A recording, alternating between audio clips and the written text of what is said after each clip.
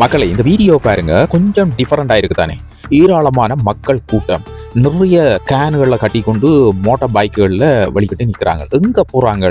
நான் நினைச்சேன் தண்ணி ஏதாவது எடுக்கிறதுக்கு, அதாவது குடிநீர் பிரச்சனை உலகத்தில் போய் இருக்குது தானே, இப்போ குடிநீர் எடுக்கிறதுக்காக ஏதாவது போய் கொண்டிருக்கிறாங்களான்னு சொல்லி யோசித்தேன். ஆனால் இந்த வீடியோவை நான் ஒரு சமூக வலைதளத்தில் பார்க்கல, அதில் சில ஹெட்டிங் போடப்பட்டிருந்தது.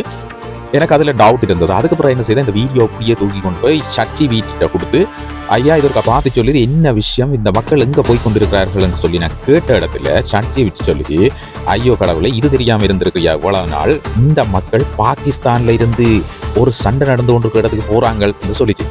எனக்கு தலையை சுத்திட்டு மக்களே. உண்மையா இந்த வீடியோவில் இருக்கிற மக்கள் எங்க போய் கொண்டிருக்கிறார்கள் என்று சொல்லி உங்களுக்கு தெரியுமா? ஈரானுக்கு பொடிநடையாக போய் கொண்டிருக்கின்றார்கள். ஈரான்ல போய் என்ன செய்ய போகின்றார்கள் என்றால் குடி தண்ணீர் நிரப்பி கொண்டு வர போகையில, இந்த காலத்துல ஈரான்ல போய் குடிநீர் எடுத்துக்கொண்டு வரதா சங்குதான் மக்களே அங்க போனா. சரி, இப்ப விஷயத்துக்கு வருவோம். என்ன பிரச்சனை என்று சொன்னா, இந்த வீடியோவில் இருக்கிற மக்கள் என்ன செய்கின்றார்கள்டா, பாகிஸ்தானினுடைய பலூசிஸ்தான் மாகாணத்தில இருந்து ஈரானில் இருந்து எரிபொருள், அதாவது பெட்ரோல் டீசல் கடத்தப்படுவதற்காக சென்று கொண்டிருக்கின்றார்கள். பலூசிஸ்தான் மக்கள் நீண்ட காலமாக ஈரானிலிருந்து மலிவான விலையில் கிடைக்கக்கூடிய எரிபொருளை கடத்தி விற்பனை செய்வதையே தங்களுடைய வாழ்வாதாரமாக வச்சிருக்கின்றார்கள். வீடியோவில் நாங்கள் பார்க்கக்கூடியது அந்த விஷயம் தான். இந்த மக்கள் என்ன செய்கின்றார்கள் என்றால், தங்களுடைய மோட்டார் சைக்கிள்களில் நிறைய கேன்களை கட்டி கொண்டு இப்படியே பொடிநடையா ஈரானுக்கு போய் ஈரானுடைய எல்லை பகுதிகளில் கிடைக்கக்கூடிய மிக மலிவான எரிபொருளை இந்த எண்ணெய் கேன்களில் நிரப்பி கொண்டு விற்பனை செய்து தங்களுடைய வாழ்வாதாரத்தை நடத்தி கொண்டிருக்கிறார்கள்.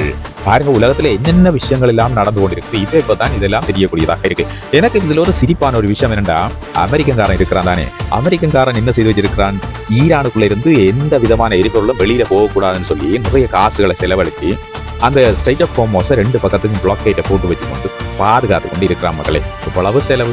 இங்க பாருங்க, இந்த மக்களை பொடி நடையா அப்படியே ஈரானுக்குள்ள போய் பெட்ரோலையும் டீசலையும் கடத்தி கொண்டு விற்பனை செய்து தங்களுடைய வாழ்வாதாரத்தை நடத்தி கொண்டிருக்கின்றார்கள். பாவம், அந்த மக்கள் வாழட்டும்.